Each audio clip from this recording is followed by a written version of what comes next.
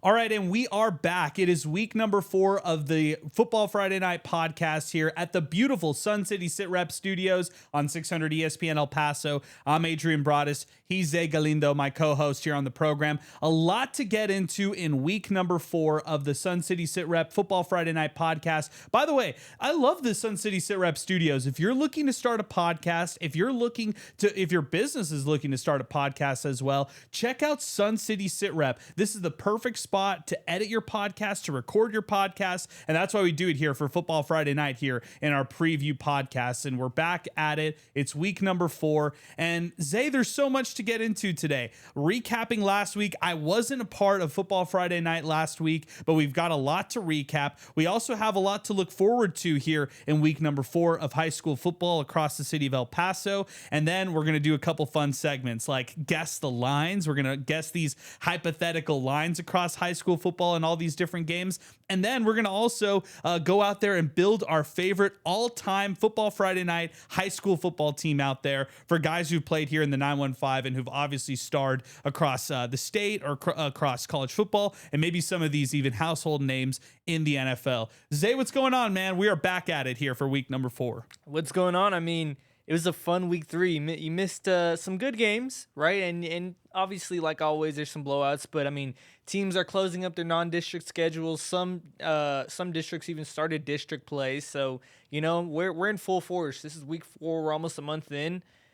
Football is back, like in full effect. Football is back indeed. Let's run down week number 3. Some interesting scores across the board. In our Warrior Allegiance game of the week, it was Pebble Hills racing away. After a close game at the beginning between Pebble Hills and Americas, the Spartans just kind of blow the Trailblazers out the water in that one. 38-7 was the finish for that matchup right there. You also look at the other non-district matchups across the city of El Paso. How about Franklin defeating Midland Legacy the way that they did, 49-42. Ernie Powers in this matchup, 5 touchdowns. He's done it twice now, Zay. He's done it twice in this season where he's had 5 or more touchdowns, and that's really impressive right there. You also look at what Odessa was able to do, or Eastwood was able to do to the Odessa Bronchos. Last week we were calling it Odessa Permian, so our bad on that one. But Odessa Bronchos, 30-12 was the final in favor of the Troopers on homecoming week. And then I think the one that I know you want to talk about, Socorro beating Bel Air 20-14. What happened? Yeah, I mean, so much to run down. Starting off with the Franklin win. I mean, Ernie Powers, I'm ready to say he is the most underrated prospect, not only in the city, in the state. I mean, it feels like week after week, we're talking about this guy going for 300 yards and 5 touchdowns, 240 yards, 6 like this guy, he's insane. Like he has a great offensive line to run behind, but I mean, you see this guy in person, he shouldn't be moving how fast he's moving. He's a big guy. He can run you over or he can run right past you. He needs to get more Division I looks. He's the most underrated prospector in the state of Texas. And, I mean, he proved that against Lubbock Monterey. It was a great game. Franklin, the score is a little bit closer than it really was. I think Franklin had control of that game throughout the most of it. So, big win for the Cougars. And then, of course, Socorro. They're shocking people. They lost to Isleta last week or 2 weeks ago. They come back, play a Bel Air team that had put up 50 points or nearly 50 points in back-to-back games. And they just took care of business in the SAC 2. It was a rainy, windy day, and they were able to get their running back, Adrian Hunt, back. He was amazing. He was amazing in that one. Went for over 100 yards and a touchdown. Big fan of Socorro. I think they can make some noise in 1-6A. Do I think they're going to make the playoffs? Probably not, but I think they can upset, maybe a Mount Wood or a Coronado on the right day. Hey, how about another shout out to a smaller school squad in Fabens defeating Bowie 47-42 last week. That was another big one right there. So shout out Fabens, a big victory for them at home in this non-district part of their season. So some of those games that we can recap from week 3. Let's just get right to it. The Football Friday Night Power Poll. You give us your Power Poll. Let's start off from 10 and then work our way to number 6. So give me 10 to number 6 here for our week 4 preview. Yeah, so starting off at number 10, I have Americas. The Trailblazers, they were pretty high on my list last week. Go on and take on one of the best teams in the city in Pebble Hills. It was a close game at first. I texted you, hey, maybe we could see a little bit of an upset. But Pebble Hills, they got into the groove. They took care of business. They kind of dominated towards the end. But America's put up a bit of a fight. They're a scrappy team. You're going to see that throughout the year. They're at 10. Isleta at 9, another win. The Isleta Indians are the only 4A team in this poll, and for good reason. I think they're going to be really, really good. They could even run the table. Going to number 8, it's Andrus. The Golden Eagles. Big game coming up this week against their rivals Chapin. That should be a really, really fun one. They haven't beaten the Huskies in 2 years. Number 7, Canutillo. They get another win. I think that they're good. They're always going to be good, but can they be great this year like we've seen years past? We'll see. And then number 6 is Eastwood. Big win against Odessa on homecoming night. I think that we're seeing what can be. I just need to see them put it all together, and they have a chance to do that this week against El Dorado. Yeah, a lot of really good games, man. That's what I'm excited about for week 4. There's a lot of really exciting matchups here across the 915. So I like those picks right there. I'll just tell you this. When it's all said and done, I just can't wait to see where Eastwood's ranked here in the final week. They're the team who's kind of the wild card. Could they be in the top 5? Could they even be in the top 3 when it's all said and done? Could they shock some of these teams? Or is some of the things that kind of trickled in early in the season in this non-district period going to come back to bite them down the line? They're an interesting squad for me in so many different reasons. America's being number 10. They've obviously, we're just circling it in pen right now. America's versus El Dorado, the 2 different matchups that they'll have between each other, and how that will really play into that district title race, and could America still be in that district championship race when it's all said and done. Those are the storylines we're going to follow from those picks right there from number 10 through 6. So let's get your 4 and 5 picks here next for the Football Friday Night poll. So at number 5, I have Eastlake. They go on the road, got to play in a neutral site in Andrews. Kind of just wipe that one off the slate. They don't lose by too much. Not much you can take away, not much you can gain. It's a good opportunity, like I said. But, they go to number 5. They only dropped down because other teams played so good throughout the week. Number 4, El Dorado. Bryson Booth, we've been talking about him all year. He's the truth. He showed his arm a little bit this past week.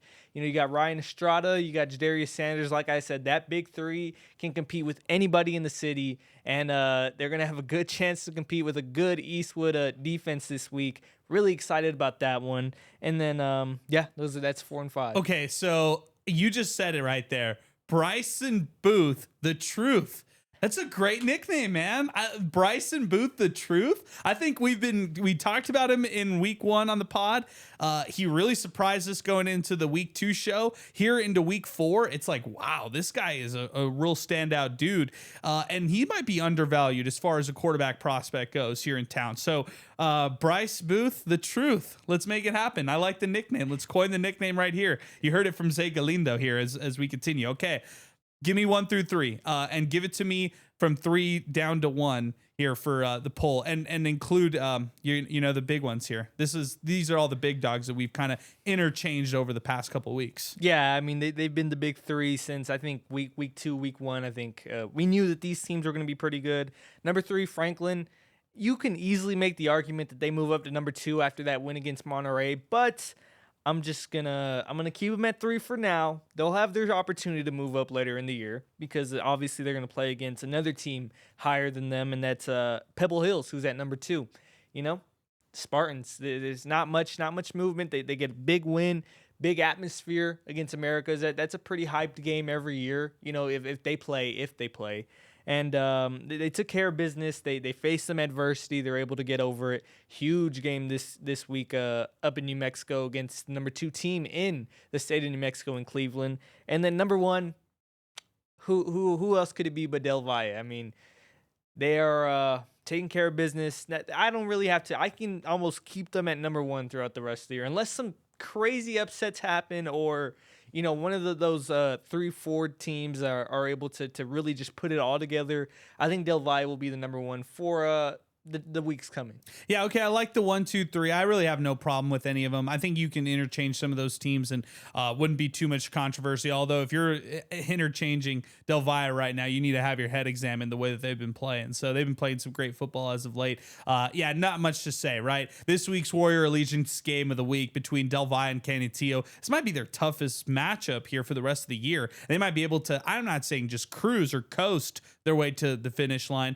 but they're not going to be as challenged and tested as they were here in week 2 and 3. Like they played Franklin, like they played the likes of even Montwood in week 1. They're not going to be challenged that way that they were here early in non-district play. So I feel pretty confident about the Conquistadores and where they're at right now at number 1. And I don't really think that's going to change here. So before we get to our fun segment, that's going to be the guest aligns with the 4 featured games that we've got here for week number 4. Let's do it. Let's talk about our all-time fantasy team. If we were ever to build a fantasy football team out there for high school football only, right? Okay, these guys have done things in college. These guys have maybe done things in the NFL for some of these names that we're going to about to reel off. The other ones that we're going to mention, maybe some of them are even current players right now in high school who we think could have that upside to maybe get to that point right now. So instead of doing it where you and I are snake drafting and stuff like that, let's just start off with the running back, okay? I'm going to go with the name, and then you're going to go with the name, and we're just going to go back and forth here. You get to keep 2 running backs on your roster. I get to keep 2 running backs on my roster for all-time greats here in El Paso history, and we'll go like that. Then we're going to shift it to the quarterbacks, and we'll close it out with some wide receivers, okay? So you've covered high school football here in El Paso for maybe half a decade almost. So that's pretty crazy to think about. I've done it for close to 10 years now, which is also wild to think about here in El Paso. Seen some great prospects here come through the 915. Let's just do it. I would go, my first 1A running back is going to be LJ Martin, who started at Cañetillo. I got a chance to cover his first ever game as a freshman. I was like, wait a second, LJ Martin, who's this guy playing both ways? This guy was phenomenal. All throughout his varsity career, he was a heralded guy with a ton of recruitment behind him. He ended up choosing, at the moment, Stanford. And he flipped his commitment to Texas Tech and then flipped that commitment over to BYU, where he's currently starring for. He is a captain of that BYU football team over there. Huge shout out to LJ Martin, man. That guy is an absolute monster at the running back position in the Big 12. He deserves to get NFL looks here in the future. He deserves to play on Sundays in the future. LJ Martin, my RB1 here pick for our hypothetical all-time El Paso fantasy football team. Okay, give me a running back. Yeah, I think LJ Martin, he does deserve the opportunity to play on Sundays. And I'm going to go with a guy already playing on Sundays. Who else could you go other than Aaron Jones? I mean, Burgess legend, UTEP legend, on his way to really being one of the best all-time athletes to ever. He already is. I don't know why I said on his way. He already is. He's a he's NFL top 100 this past year. He has longevity. I can't even get the words out because he's that good. I mean, he for a running back to have this lifespan in the NFL, especially him, he stands at maybe 5'8", 5'9". He's a smaller guy. He's just year in and year out been one of the better running backs in the NFL. And you can see why. I mean, this guy, he represents the city well, represents UTEP, represents Burgess, and everyone as a whole. He's, without a doubt, my number 1 pick when it comes to running backs. Okay, my number 2 running back in the all-time fantasy. How about the all-time leader in career rushing yards, Deion Hankins, Parkland High School finest, currently playing with the Chicago Bears on IR right now. Got a chance to start for the Miners, got a chance to play a single season for Texas State, and then didn't get drafted, but found his way onto the roster for Chicago. Got a chance to break out with that squad right there. Deion Hankins is El Paso's all-time leading running back in career yardage and history, and he's definitely my number 2 pick. Man, if you had an opportunity to play some fantasy football and he was running the rock at Parkland High School, you'd be getting a lot of points. Not only it's the touchdowns, but it's also the rushing yards as well. And I think it just speaks to the fact, Zay, that El Paso's put out some incredible running backs. Like, we're going to miss so many names when we go out there and have to only pick 2 running backs. But man, Deion Hankins, I got a nice 1-2 punch because I've got my running back who has the agility right there in LJ Martin, and now I've got my ground and pound running back in Deion Hankins. Tankins, like a lot of people like to coin him. So he's my number 2 right there. Yeah, and I think for my number 2, I've got to go with the guy that, really, this guy was insane. He was absolutely insane. I was like maybe 5th, 6th grade. And I would go watch my cousin's games. I'm going to give out the hint. He played at America's High School. Got to go with Aaron Dumas, man. Wow, I mean, there's a lot of good running backs you could go for in America's. Yeah, I mean, I guess that really wasn't as great of a hint, huh? But, yeah, I mean, Aaron Dumas, he was probably well on his way to maybe even breaking Deion Hankins' all-time rushing record if it weren't for COVID. He's absolutely insane. Have great memories of him. That's crazy. I'm saying great memories of Aaron Dumas. Wow. Time really does fly. But, yeah, I mean, he's without a doubt my running back, too. I feel comfortable with my 2 running backs. Okay, I feel comfortable with mine as well. Honorable mentions. I'm going to mention 2 other America's standout running backs. R.I.P. Jack Fields. Got a chance to star for America's. Got a chance to play for Boise State at the highest levels. Jack Fields was one of the guys before Aaron Jones, before all these guys started to come through El Paso and really get recruited and really stand out. He's one of the guys out there that comes to mind in a big way. I'm a huge fan of him and his younger brother, Josh Fields. He also had a ton of success at America's high school. Same type of system, same type of running back. Really, really strong player over there for America's high school. So got to give 2 big shout outs to those guys right there. Tons of productivity in the Fields brothers. RIP Jack, 100% here. And yeah, those are my honorable mentions. You got any honorable mentions, or you feel pretty confident with yours right there? We can go on and on about all. I mean, you said it first. Running backs in El Paso, you can go on and on and on. I definitely have not covered this sport long enough to go on about these honorable mentions, but I know there's a bunch. Yeah. The only other name that can kind of come to my mind is Tavoris Jones, Burgess High School. You could use him as a running back or wide receiver. That's another thing. So Tavoris Jones, no relationship to Aaron Jones, but is currently playing for the Missouri Tigers in the SEC, which is really cool stuff, and from the 915. All right, let's shift it to quarterback. The quarterback position's interesting because you could pick a quarterback who's gone on to play college football out of the last 20 years, and maybe he doesn't play quarterback at that next level. Or you could pick a true quarterback who's done it and who's kind of gone through the system out there. There's some really good honorable mentions for this. Sedarius Barfield out of El Dorado High School, San Diego State Aztec right there. You could even talk about a quarterback, he was a heralded recruit back in the late 2010s. You also talk about some of the other heralded recruits at the quarterback position. Shea Smith comes to mind from Franklin High School. He's now playing with the Miners, but when he was going through that Franklin organization, that Franklin program, he started to get a ton of offers his way for his athleticism. People were thinking, could he be a linebacker? Could he be a tight end? Could he be a wide receiver? Could he be, even somebody who plays like this gadget change of pace role? He's definitely a guy that you can mention. That I'm gonna have to say Steven Montez, because look at what he was able to do. He killed it from high school at Del Valle. Then he transitioned over to Colorado and killed it at Colorado, which, by the way, the Colorado recruits were coming to recruit Eddie Lopez out of Coronado, and ended up seeing Steven Montez, and they were like, wow, who's this guy?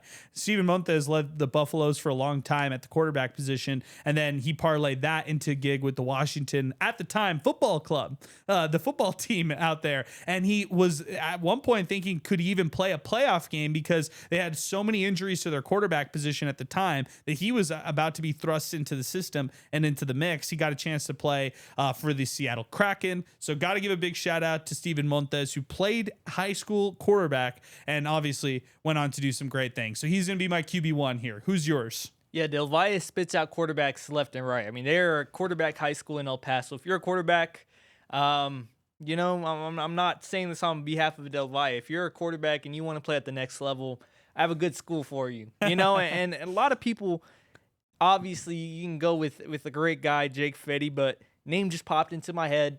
Who did Jake Fetty? He was the successor of Jesse Ramos. He was amazing at Del Valle. I have great memories of him. That was that 2022 year. It was the first year I really started covering high school football in El Paso, and he just lit it up. He lit it up. I remember, when they lost that guy, I was like, man, who's going to step up in that quarterback position? I mean, those are big shoes to fill. Obviously, we know now. They were filled with ease. But, yeah, he's my fantasy one quarterback just because he had insane numbers. Like, if you go back and look at his numbers, they were actually, crazy. So I know if he was on my fantasy team, he's putting up like 40 points a game for me. There's other ones, like I was thinking about late 2010s with Eastwood and how solid those squads were.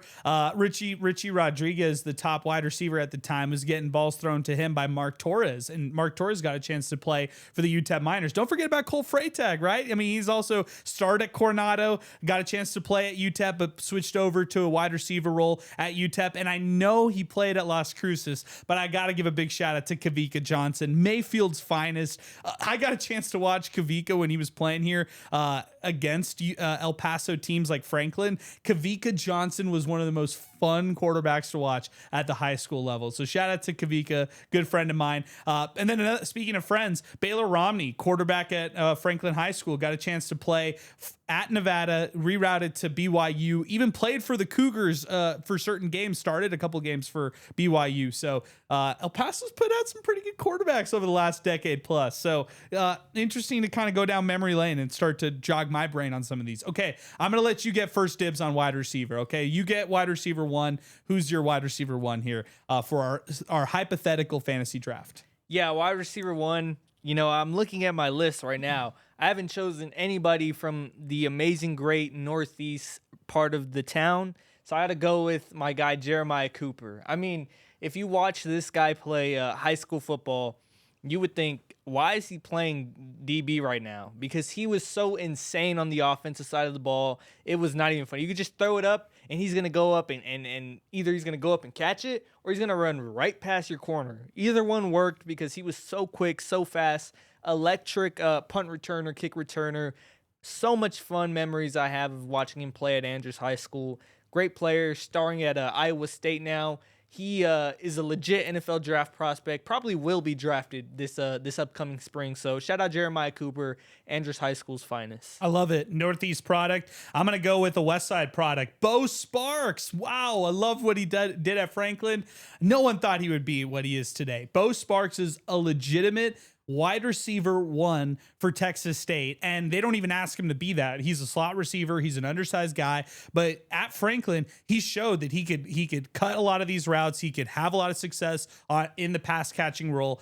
Bo Sparks is my first wide receiver pick, and I think he's going to be this kind of fringe NFL, fringe pro type of player who could play out of the slot. Like, this guy's a playmaker. He finds ways to score. He finds ways to impact his offense. Bo Sparks is going to be my wide receiver one. Go, give me your second one. Yeah, you know, I'm keeping in the Northeast for this one. Got to go with Parkland High School's finest, DJ Crest. Graduated a couple of years ago. Originally started at Texas Tech. I think he's at Sul State now. I mean, talk about throw it up and go get it. This guy was 6'2", 6'3", towering over everybody. Those Parkland teams, they were really underrated. You know, those late 10s, early 2020 teams. You know, maybe they didn't win a lot of games, but they were fun to watch because they had a really, really good offense. And yeah, you could really just throw it up to this guy in the red zone. He really only, I think the most yards he put up in a year was like 800, 900. But that's because they literally only had to use him when they're like in the red zone. They just throw it up to him. He's going to catch a touchdown for you. Touchdown machine. 50-50 machine. This guy was amazing. And yeah, that's my pick. Okay. I think we got some good ones. My next one is going to be Alex Torres. I'm really throwing it back. Alex Torres from Franklin High School in like 2005 and 6. He had an amazing career as a wide receiver at Texas Tech, parlayed his gig at Franklin where he was a quarterback into a wide receiver role for Texas Tech. This guy was a dude, man. Alex Torres is definitely a name out there. He'll be my wide receiver too. A lot of great honorable mentions as well. Hatib Lyles, Parkland High School's finest. He went on to play at North Texas, got a chance to play even at Austin Peay. This is a guy who really did a lot in his college career too. Warren Reddicks, I'm even throwing it back even more so. Montwood High School's finest. Got a chance from the Rams, got a chance to play at UTEP and definitely played a big role on that UTEP squad. And if you're talking about that era, you also have to bring in some guys from Andrus. And apologies to Ryan Metz fans out there, because I did not mention Ryan Metz with the quarterback position, but that's a guy. Here's a guy right there, and Ryan Metz at the quarterback spot who played at Andrus, played junior, senior year, and then transitioned to UTEP. Never thought he was ever going to play, but then actually was in contention for a starting role for 3 straight years. So you got to throw Ryan Metz in the conversation, but his two best pass catchers out there, number one, Polo Eddie Senegal. Man, this guy would do literal front flips to score a touchdown in the end zone. This guy was electric. And then wide receiver Rashad Still from Andress got a chance to go out to Minnesota. So Golden Gophers, they've actually had some kind of players be recruited out of the 915 and then go out to play over there. So got to give a shout out to Rashad Still, Warren Reddix, Eddie Senegal, some really good names right here that we're mentioning for the all-time wide receiver list. But it's kind of interesting to think about some of these guys. The one prospect that we didn't mention was the only guy out of El Paso to go to Texas, MJ McFarland, El Dorado High School. He killed it over there for El Dorado. It was this like tight end wide receiver hybrid. Went over there to Texas and actually played legit games. Just never worked out for him to close out his high school or his college career. But MJ McFarland was a standout player and definitely a guy that we got to mention here on the program as well. So any other honorable mentions? There's a lot of good honorable mentions. I just threw out some names. This is just dudes spitting names right now at this point. It really is. And it's like so crazy to think that in 5 years, this 2026 class and the players playing right now are going to be like legit names that we can throw up on here. Yes.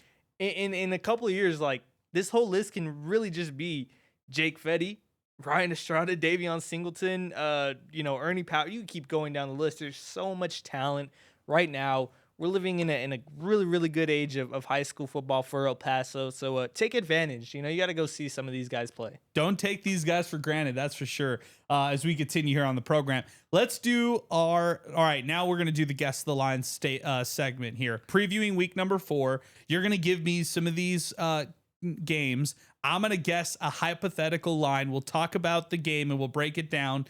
And let's just do it. Go ahead. You give me the first game and I'll give you the line. So our game of the week, Del Valle versus Canutillo. They old district rivals. They play almost every year. I think they've played basically every year. And they're old district rivals again. I forgot they're in the same district.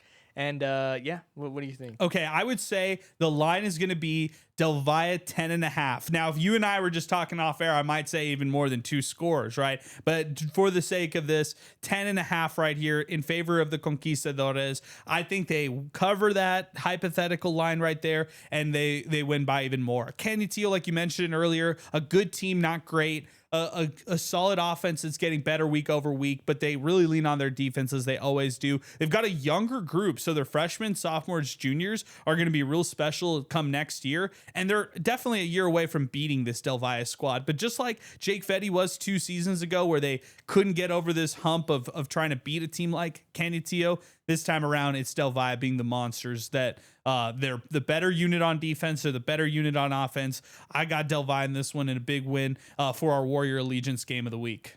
Yeah, I pretty much agree with that spread. I'd probably say it was a little bit more. I think Canutillo, they like you said, they're really young and they lean on their defense. I just don't think their defense is as good as it usually was, these past couple of years. And I actually think their offense is better than their defense this year. They put up over 50 points against Mount Wood, but they gave up almost 30 points to, I'm not going to say a bad Mount Wood team because they definitely have talent, but that's a Mount Wood team that's going to struggle to pick up more than maybe 3 wins this whole year. So, got to see more out of them. And I think that I agree with that. All right, give me the second game. El Dorado versus Eastwood. Okay, El Dorado versus Eastwood. Man, this is a tough one. All right, give me El Dorado minus 3.5. Like just barely. Like if you're gonna, this is a pick'em game. I'm just picking that spread because El Dorado's at home. This should go back and forth. If this game gets chippy at some points, and if you're calling into Football Friday night on Friday evening saying, wow, we've got a couple ejections or stuff like that, I wouldn't be shocked because these are passionate teams. These are teams that want to win. You talk about the trio on one side with El Dorado. Well, don't forget about Eastwood. They want to win too. I mean, Jeffrey over there is a solid quarterback and a good gunslinger for that squad. I really look forward to this game right here. I think this could be a shootout. This could be something like 56-53 when it's all said and done. Give me El Dorado. I think they win this one in a tight, close, contested matchup. Don't sleep on Eastwood. If Eastwood wins this one, I will eat my words next week, and I won't be surprised. Yeah, I agree. They're playing at the SAC, so, that's automatically, I think the way that, Las Vegas betting rules are that if I think the home team gets an automatic 3 points. Correct. So, yeah, it's basically a pick 'em. You got to say El Dorado about 3.5 points, maybe 3 points. So I agree. Okay, give me the next game. Chapin versus Andrews battle for the Northeast. All right, this one you could break down a lot better, so I'm gonna save the breakdown for you. I'm just gonna give you the hypothetical line.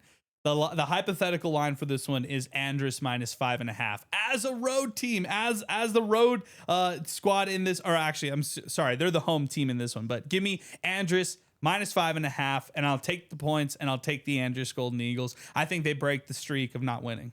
Yeah, I also have Andrus. I have them just the 3 points that they're gonna get for being the home team. I mean, this is a fun game. Like I got a great game this week, El Dorado versus Eastwood. You got a great game as well. You got Chapin versus Andrus. So great games across the board. That's gonna be a fun one. I mean, Andrus, this is the year. I mean, this is the game that's kind of gonna define their season. You know, it's homecoming for the Eagles. It's at home. You want to break the streak. You want to beat this Chapin team that, you know, over the last 6 years, you are still better than. They won 4 straight up until, 2023. So I think that this is the game that like I said, is going to define their season. They need to beat this Chapin team who is 1-2 to kind of solidify themselves as, hey, we're here. We're going to compete with Cananeo, with Del Valle. We're in the upper echelon of 5A teams. But, Chapin has Davion Singleton, and anytime you have a guy like that on your team, you're going to have an opportunity to win. So, it's going to be a fun game.